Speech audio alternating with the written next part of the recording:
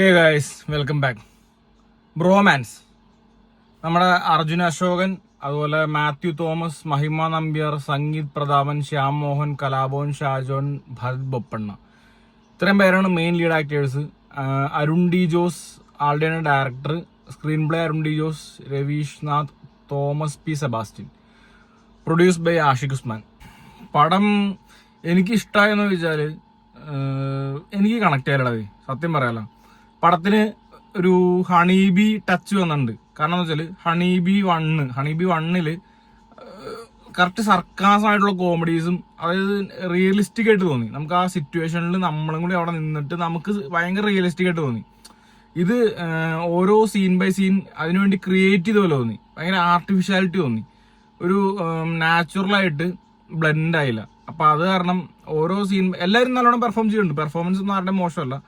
എല്ലാവരും കുറച്ച് exaggerated work perform ചെയ്യേണ്ട സിനിമയാണ്. മീൻസ് കുറച്ച് BP കൂടുതലുള്ളവരുടെ ഒരു സിനിമയായിട്ടാണ് കാണിച്ചേക്കണത്. എല്ലാവരും കുറച്ച് ഓവർ ഹൈപ്പർ ആക്റ്റീവ് ആയിട്ടുള്ള ഒരു ആൾക്കാരുടെ കുറച്ച് പേരുടെ cinema, including lady super star ആയിട്ടുള്ള മഹിമ നമ്പ്യാർ, അവരടക്കം കുറച്ച് എക്സാജുറേറ്റഡ് ഉള്ള ഒരു ക്യാരക്ടറായിട്ടാണ് കാണിച്ചേക്കണത്.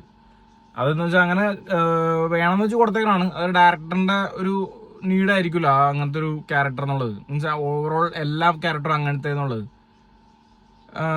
എനിക്ക് പേഴ്സണലി അതിനകത്ത് ഭയങ്കര ഇഷ്ടപ്പെട്ട രണ്ടുപേരെന്ന് വെച്ചാൽ നമ്മുടെ പ്രേമലുവിലെ നസ്ലിന്റെ കൂടെയുള്ള ക്യാരക്ടറല്ലേ, ആളും അർജുൻ അശോകനും മാത്രമേ എനിക്ക് ഭയങ്കരമായിട്ട് ഒരു കണക്ട് ആയുള്ളൂ. കുറച്ചുകൂടി അവരുടെയൊക്കെ കുറച്ച് റിയലിസ്റ്റിക് ആയിട്ട് തോന്നി. റിയലിസ്റ്റിക് എന്ന് വെച്ച് കഴിഞ്ഞാൽ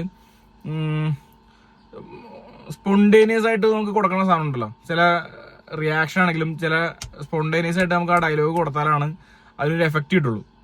അപ്പൊ അതെനിക്ക് ഫീൽ ചെയ്തത് അവരുടെ മാത്രമാണ്. മേ ബി അതൊരു ഡയറക്ടോറിയലിന്റെ വീക്ക്നെസ് ആയിരിക്കാം. കാരണം അർജുൻ അശോകന്റെ ഒരു സെക്കൻഡ് ഹാഫിൽ ഒരു ടേക്ക് ഓവർ ഉണ്ട്, ഒരു ബ്രൗണിയൊക്കെ കഴിച്ചതിന് ശേഷം ഒരു ടേക്ക് ഓവർ ഉണ്ട്. അത് കുറച്ച് അടിപൊളിയായിരുന്നു. പിന്നെ ഓവറോൾ കുറച്ച് അടിപൊളിയായിരുന്നു.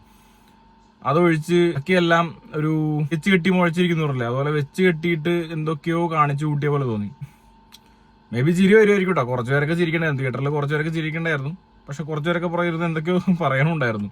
എന്ത് സ്ക്രിപ്റ്റാണ്, എന്ത് ഡയറക്ഷനാണ്, എന്ത് കഥയാണ്, എന്ത് തേങ്ങയാണ് കാണിച്ചു വെച്ചേക്കണം എന്നുള്ളത് എനിക്കറിയില്ല. മീൻസ് എനിക്ക് കണ്ടിട്ട് അത്ര വർക്കായില്ല പടം. ചില സ്ഥലങ്ങളിൽ ഓക്കെ എനിക്ക് ഒരു ചിരി വന്നോ എന്ന് വെച്ചാൽ ഓക്കെ.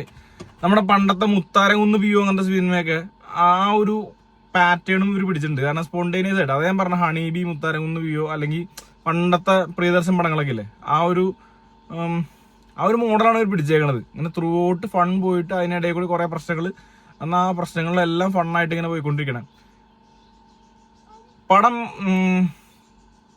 എന്തൊക്കെയോ ഒരു വീക്ക് ഉണ്ട് സിനിമയിൽ. അത് നിങ്ങൾക്ക് കണ്ടു കഴിയുമ്പോൾ മനസ്സിലാവും.